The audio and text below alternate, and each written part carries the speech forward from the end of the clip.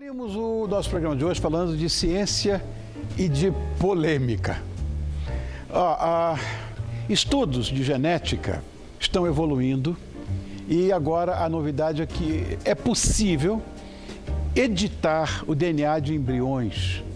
E essa facilidade trouxe, no entanto, um debate ético. Até onde nós podemos mexer na genética dos seres vivos, que é, de certa forma, resultado de bilhões de anos de evolução. E quem nos explica mais sobre o assunto é um membro da equipe de genética do Hospital Albert Einstein, que é um médico geneticista, Ciro Martinhago. Ciro, obrigado por ter vindo, meu irmão. Não precisa se levantar. O prazer é todo meu. Obrigado, querido.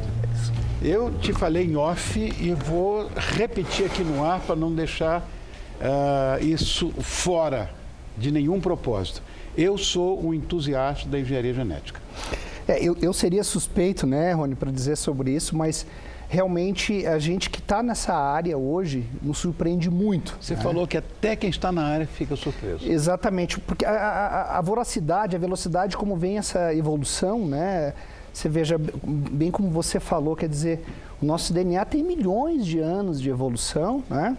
E em alguns anos, vamos dizer, até da descoberta aí, uns 50, 60 anos atrás, até hoje, que a gente já está começando a falar sobre edição de genes, né? A gente está falando de um curto espaço de tempo dentro da medicina e que já está causando, né, como você mesmo disse, até mesmo polêmicas. Eu queria que você explicasse o que essa edição de DNA, que o nome é CRISPR, né? Isso mesmo. O que é, na verdade, como se faz isso? O CRISPR, na verdade, Rony, é uma descoberta mais ou menos nos anos 80, 1987, mas que depois, com o tempo, no ano 2000, mais ou menos, que começou essas pesquisas mais dedicadas na área do ser humano, vamos dizer assim, né? Na verdade, talvez seja o sistema imunológico mais antigo que a gente conheça. As bactérias usavam esse sistema CRISPR para reconhecer o vírus que entrava dentro dela, né? Então, ele reconhecia esse DNA e pegava um pedaço desse DNA, desse vírus, e inseria no próprio DNA da bactéria, para que, posteriormente, exatamente como está se mostrando aí, né? Quer dizer, quebra-se o DNA em si, né? No caso da bactéria em si, Sim. É um espaço, nesse espaço ela preenche com um modelo, um molde do DNA desse vírus, para que depois, se esse vírus entrasse de novo dentro dessa bactéria, ela já reconhece e automaticamente vai lá e destrói o RNA, o DNA desse vírus em si, e não deixa com que ele infecte a célula em si. Posteriormente, a gente descobriu que outros animais também tinham, procariontes em si, bactérias, etc., né? E hoje a gente sabe que esse CRISPR a gente tem no nosso genoma, em várias regiões, não necessariamente em todos os nossos genes. Mas então, através dessa tecnologia, de certa forma primária, né, simples, por isso que ela evoluiu de uma forma grandiosa em curto espaço de tempo. Por que não a gente não conseguiria fazer isso em seres humanos ou em animais? Em animais, quer dizer, a gente já utiliza essa tecnologia há muito tempo em iogurte, em algumas coisas, algumas cepas, que eles melhoram a qualidade daquela cepa, daquela bactéria, mais resistente, seja como for, através de inserções de DNA ali, né, a engenharia genética, para que essa bactéria seja mais resistente da forma que você deseja que ela... É o caso do iogurte, que é um lactobacilo vivo, né? Exatamente, quer dizer, eles já utilizavam no iogurte e agora começaram com animais. Então, por exemplo, eles já conseguiram colocar pelo em animal que não tinha, já conseguiram modificar a cor desse pelo, já conseguiram expulsar o vírus HIV de dentro da célula, né? Conseguiram curar algumas doenças. Sensacional. Por teoria, é quase infinitas as possibilidades que a gente tem em relação a isso. E nós estamos engatinhando ainda, né? Mas todo mundo, você fala que é simples, mas todo mundo fala que é uma técnica revolucionária. Isso beira a science fiction. Exatamente.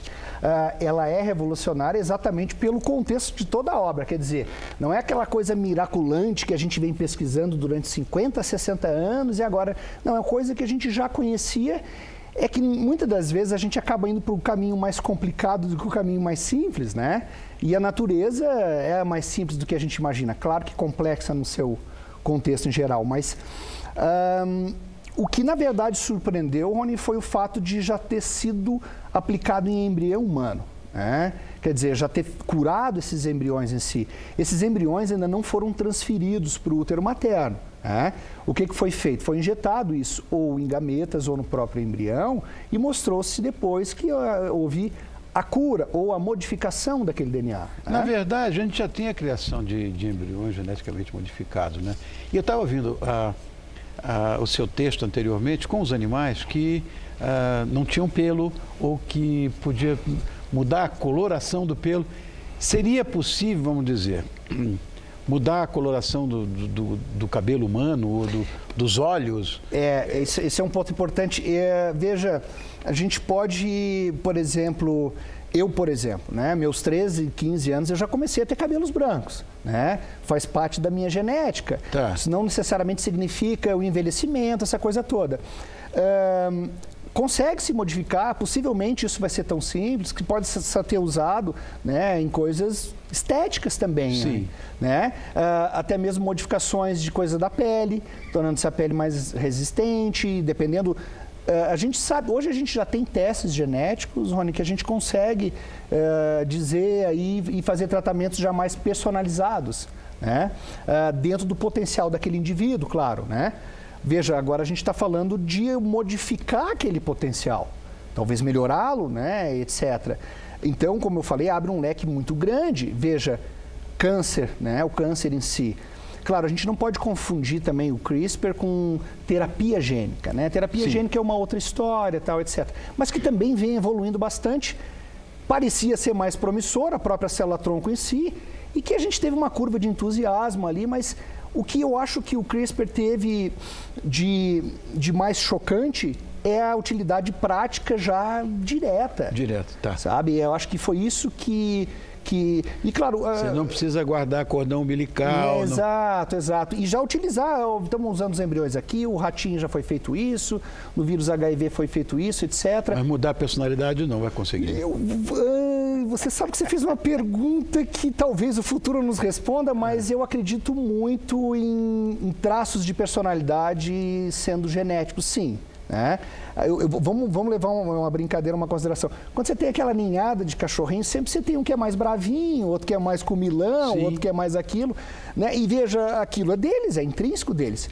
Se você vai num berçário de bebês, por exemplo, você sabe, você vê aquele que já abre o olho, aquele que é assim, etc. É possível. Agora, a forma de entendimento dessa tradução de como o DNA se manifesta no nosso comportamento, eu acho que isso é um caminho longo, entendeu? Acho que isso é outra coisa. Olha, tem aqui uma coisa que foi publicada pelo site G1, que é uma matéria listando alguns avanços feitos com a técnica, né? Aqui, ó. Cientistas, como você falou, cientistas já conseguiram evitar que o vírus HIV continuasse a se replicar em animais. Isso foi publicado pela revista Molecular Therapy, que publicou que cientistas da Filadélfia, Perfeito. aqui, conseguiram editar o código e evitar que o vírus continuasse a se replicar em animais. No futuro, isso seria possível em seres humanos? Com certeza, Ótimo. Nem tem um futuro tão longo, talvez. Que aí a gente entra com implicações éticas, né? Eu até gostaria de falar sobre isso. Ética até que ponto? Porque os religiosos pegam de pau essa história. Mas é bom que a gente saiba que esta centelha divina, a criação, o Deus, o que for, a energia cósmica, seja o que for, isso é uma questão até semântica.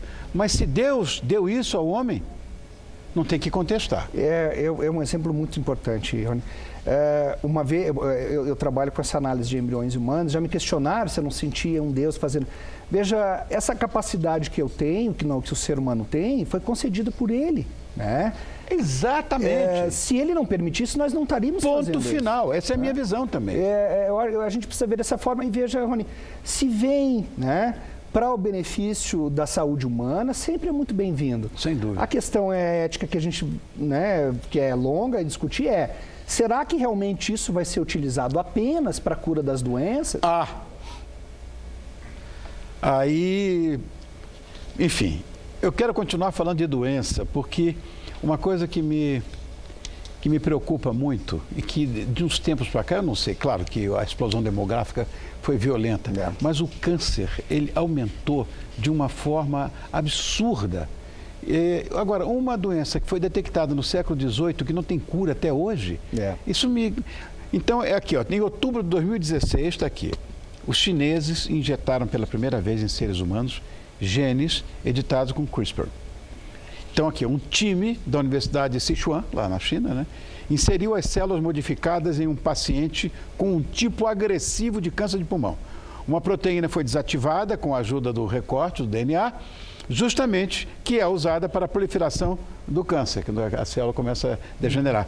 Com isso, a gente já pode falar em cura? Será? A gente não precisa lembrar do câncer, que o câncer é uma doença com um monte de doenças, né? Então não existe um câncer só, cada uma tem sua causa diferente. Mas todo câncer é genético. Nem todo câncer é hereditário, isso é importante as pessoas, é genético e modifica o DNA. Se modifica o DNA, realmente a gente pode considerar a possibilidade de cura em si. Mas você falou um ponto importante. Possivelmente, Rony, com esse advento da nossa modernidade, o câncer vem aumentando.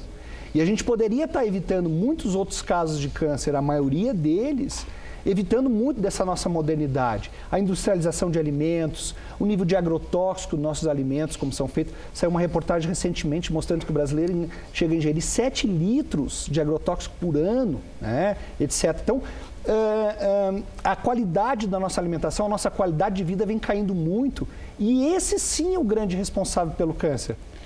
Ciro, meu velho, eu tenho que te agradecer muito. Estourei essa pauta em bastante tempo, porque isso é uma coisa absolutamente fascinante. Quero te agradecer muito. Eu convidar para que você volte, para que esse papo tenha continuidade. Será um prazer.